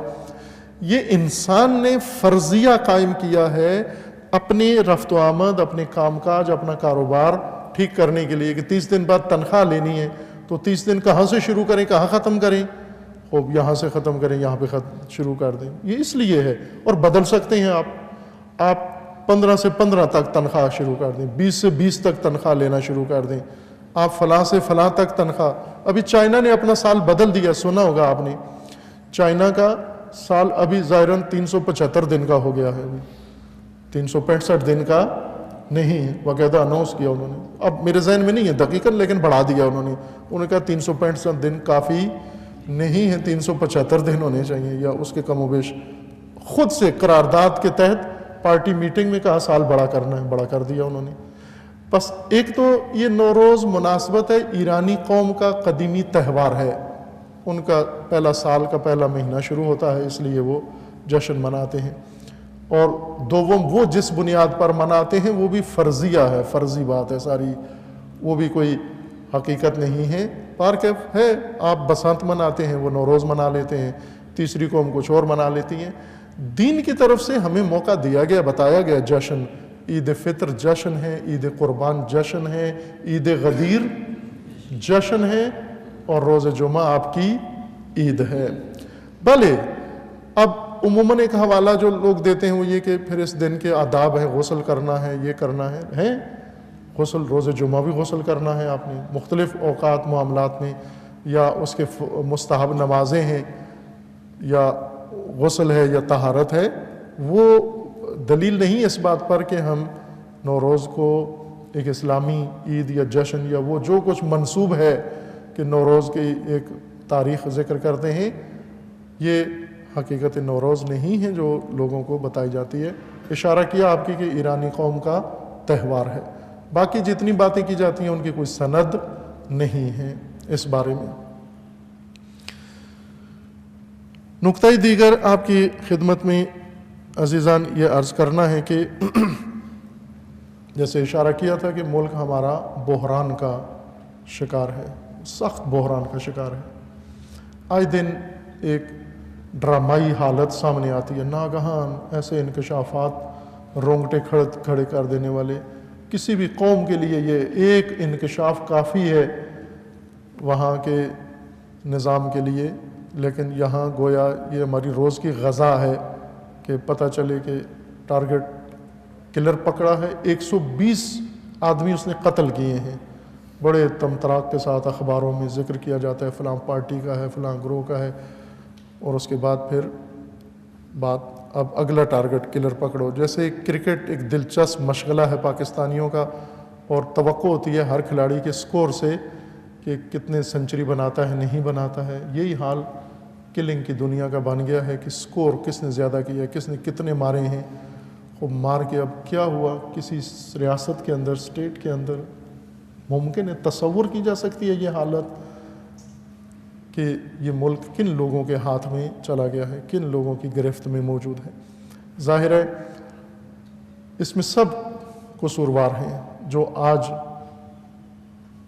کوشش کر رہے ہیں کہ یہ حالت ختم کریں، اگر تھوڑا سا پیچھے جائیں تو یہ خود بھی قصوروار ہیں، انہوں نے ہی ان لوگوں کو مہلت دی، ساتھی بنایا، جب ان کو ضرورت پڑتی ہے دہشت گردوں کو ساتھی بنا لیتے ہیں، جب ضرورت پڑتی ہے ان کے خلاف ہو جاتے ہیں۔ اس طرح دہشت گردی ختم نہیں ہوتی، زد میں ہے پاکستان، دہشت گردی کی زد میں ہے، اور صرف دہشت گردی نہیں، ہر آفت بلا، نہ جانے کیسا امتحان اس ملت و قوم کا شروع ہے۔ جیسا پہلے اشارہ کیا تھا کہ ایک ہی آپ کے پاس راستہ ہے اور کوئی راستہ نہیں ہے، ہم انتظار نہ کریں ان راہوں پر جو بتائی جاتی ہیں، ہمیں ایک راستہ ہے اور وہ ملت کی آگہی، ملت کی بیداری، شعور، اور اپنے لیے ایک راستہ انتخاب کر کے اس قوم، بیدار قوم کے ذریعے سے مملکت کی مشکل حل ہو سکتی ہے۔ ورنہ وہ لوگ جو دوسروں کو جواب دہ ہیں، جو دوسروں سے جا کر ساز باز کر کے اور ملکی مسائل کو حل کرنے کی کوشش کرتے ہیں، یہ صرف ملکی مسائل کو بڑھانے کے ذمہ دار ہیں، حل نہیں کر سکتے۔ افسوسناک ہے بہت صورتحال ملکی، اور اس پر ملت کا بالکل لا تعلق رہنا مزاج بن گیا ہے ہمارا۔ ذہنی طور پر گویا ہم نے یہ مان لیا ہے کہ یہ تو سرنوشت تقدیر ہے ہماری، ہمارے ساتھ ہونا ہے یہ، اور ہم صرف گنتے رہیں یہ سکور۔ ایسے نہیں ہے، خدا نے ملتوں کی زمام ملتوں کو دے دی ہے۔ عزیزان، کسی قوم کی تقدیر خدا نے ایسے نہیں رکھی جس میں پاکستانی مبتلا ہو گئے ہیں۔ تاریخ میں کسی ملت کے لیے اللہ نے یہ رقم نہیں کیا، مگر یہ کہ انہوں نے خود چاہا ہو۔ اگر خود چاہا ہے پھر خدا نے بھی وہی ان کے لیے لکھ دیا جو انہوں نے چاہا ہے۔ لیکن اگر ایک ملت نہیں چاہتی ذلت کی طرف جانا، پستی اور رسوائی کی طرف جانا، خدا نے بھی ارادہ کیا کہ اس کو پست نہیں کرنا۔ بنی اسرائیل کو خداوند تبارک و تعالیٰ نے فرمایا کہ اذکروا نعمت اللہ التی، خداوند تبارک و تعالیٰ نے جو نعمتیں تمہیں دی ان کو یاد کرو۔ یا بنی اسرائیل، اے اولاد یعقوب، یاد کرو آپ انبیاء کی اولاد، ذکر یاد کرو آپ کہ خدا نے کیا نعمتیں آپ کو دیں، لیکن تم نے ان کی قدر نہیں جانی۔ انبیاء بھیجے، ناقدری کی، کتابیں بھیجی، ناقدری کی، دین بھیجا، ناقدری کی، ہر چیز کی ناقدری کی، ہر ہدایت کو دھتکارا تم نے۔ اور اس کے بعد خدا نے فرمایا ضربت علیہم الذلۃ والمسکنہ، اب تمہارے حق میں پھر اللہ نے بھی لکھ دی ہے ذلت و رسوائی و خاری، اب تمہاری نجات کا کوئی ذریعہ نہیں ہے۔ یہ نمونہ قرآن میں اس لیے ذکر کیا گیا ہے کہ ملتیں اپنی تقدیر خود لکھتی ہیں، وہ خود چنتی ہیں۔ وہ ملتیں جو اپنی تقدیر اپنے حکمرانوں کو دے دیں، اپنی تقدیر سیاست بازوں کو دے دیں، اپنی تقدیر دوسروں کو فروخت کر دیں، پھر وہ اسی سرنوشت سے دوچار ہوتی ہیں جس سے آج پاکستان دوچار ہے۔ ہماری دعا ہے کہ خداوند تبارک و تعالیٰ اس ملت کو و تمام دنیا اسلام کو بالخصوص خداوند تعالیٰ ان بحرانوں، فتنوں اور مصائب سے نجات عطا فرمائے انشاءاللہ۔ بارگاہ خداوند تبارک و تعالیٰ میں دعا گو ہیں، اللہم باسمک العظیم الاعظم الاعز الاجل الاکرم، یا اللہ یا اللہ یا اللہ یا اللہ یا اللہ۔ خداوندہ بحق اسماء حسنہ خود، بحق اولیاء خود، خداوندہ امت اسلامیہ کو ظلم و ستم سے نجات عطا فرما، امت اسلامیہ کو فتنوں سے رہائی عطا فرما، ان ظالمین کو ظلم سمیت نیست و نابود فرما، ان فتنہ گروں کو فتنوں سمیت نیست و نابود فرما، امت اسلامیہ کے اندر اتحاد و اتفاق قائم فرما، امت اسلامیہ کو بیداری و شعور عطا فرما، خداوندہ حزب اللہ کو کامیابی عطا فرما، سید مقاومت سید حسن نصر اللہ کی حفاظت فرما، رہبر معظم انقلاب اسلامی کا سایہ دراز فرما، انقلاب اسلامی کو دشمنوں کے شر سے محفوظ فرما، انقلاب اسلامی کو انقلاب امام زمان سے متصل فرما، مملکت پاکستان کی حفاظت فرما، اس ملک کو اندرونی بیرونی دشمنوں کے شر سے محفوظ فرما، ملک کے اندر امن و امان قائم فرما، دہشت گردی، فرقہ واریت، فتنہ و فساد و نفاق پھیلانے والوں کو نیست و نابود فرما، ان کے حامیوں سرپرستوں کو نیست و نابود فرما، خداوندہ پیروان امیر المومنین عزاداران سید الشہداء جہاں کہیں بھی ہیں، بالخصوص پاکستان میں، ان کے عزت و مال و جان و ناموس کی حفاظت فرما، شہداء کو شہداء کربلا کے ساتھ محشور فرما، مجروحین حوادث کو پروردگارہ جلد از جلد شفاء کاملہ عطا فرما، پروردگارہ اپنے ولی حق ولی اللہ العظم اجل اللہ تعالی فرج و شریف کا جلد از جلد ظہور فرما، ہمیں حضرت کے اعوان و انصار میں سے ہونے کی توفیق عطا فرما۔ اعوذ باللہ من الشیطان الرجیم، بسم اللہ الرحمن الرحیم، قل هو اللہ احد اللہ الصمد لم یلد ولم یولد ولم یکن له کفوا احد۔ صدق اللہ علیہ وسلم۔